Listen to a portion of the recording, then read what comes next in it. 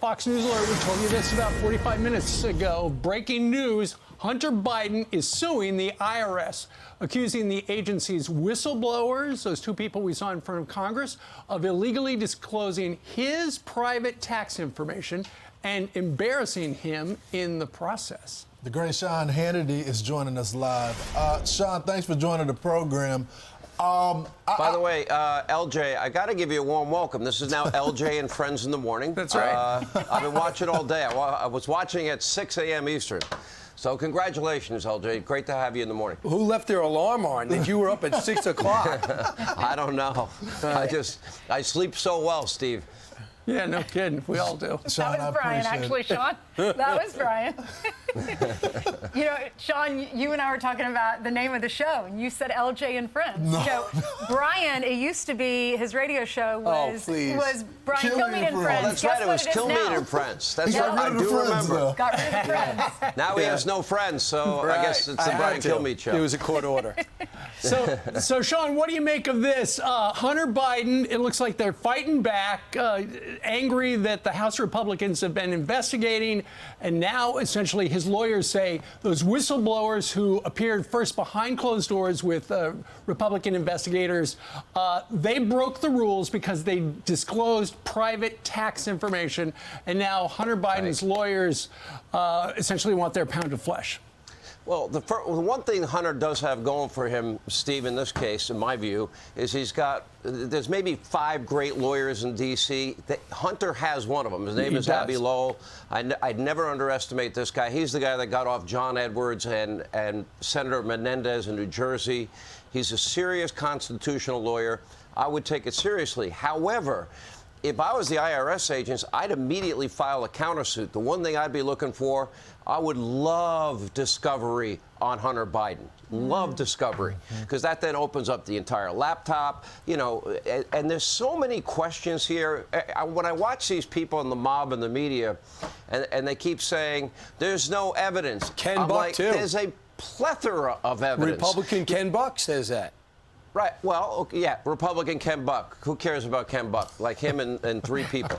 So, but the reality is simple. First of all, let's start with the basics. Why did Joe Biden lie repeatedly on the issue of whether or not he even spoke to his son, brother, or anybody for that matter about their foreign business deals? He lied repeatedly. Now we know, thanks to Devin Archer and other information, we know that Joe Biden, photographic evidence, we know that he got on the phone with many of Hunter's foreign business partners, met with oligarchs at the Cafe Milano. We're talking about massive amounts of money, tens of millions of dollars. Hunter Biden was addicted to drugs at the time, had no experience, for example, in oil, but he's doing multi-million-dollar oil deals with Ukraine, Burisma, and CEFC out of China. What was Hunter doing for that money?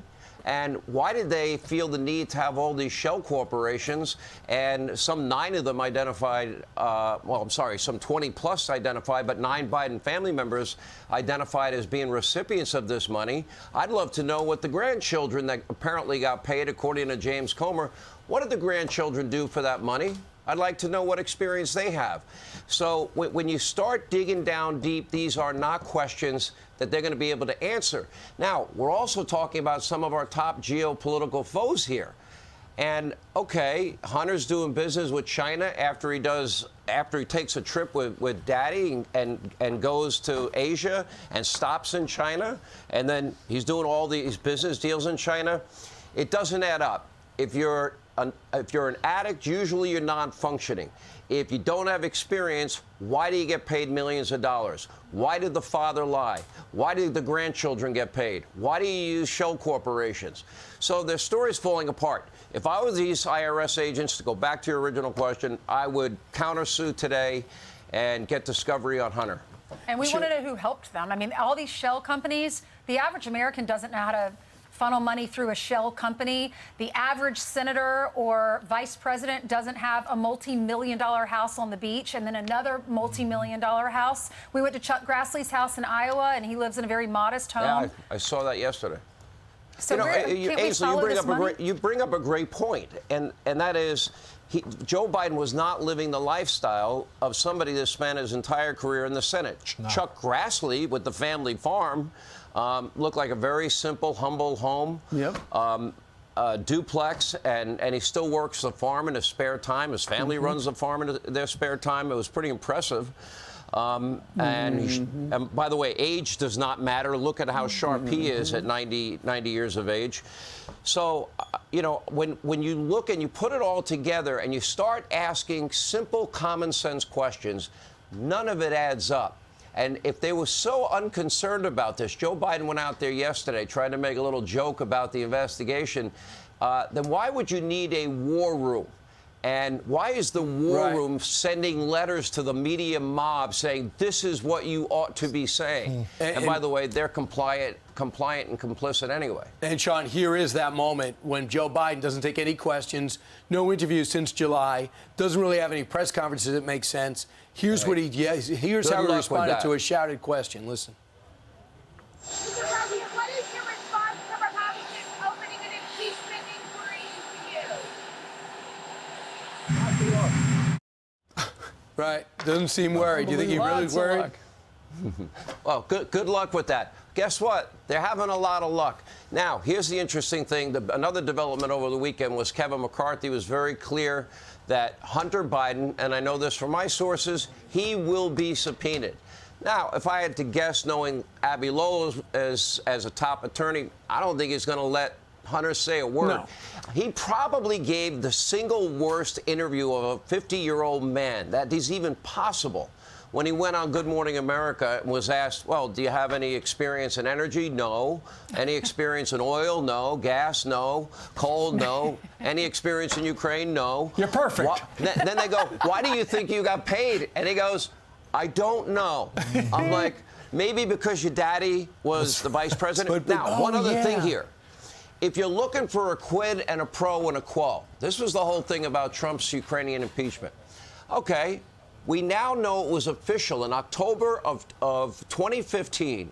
It was official Obama administration policy they felt that enough progress on the issue of corruption had been made in Ukraine, and they felt that they had met a new standard, and they approved the $1 billion in loan guarantees. Joe Biden, as you know, the lead for Ukraine at the time within the administration, okay, he goes there on December 9th of 2015, same year.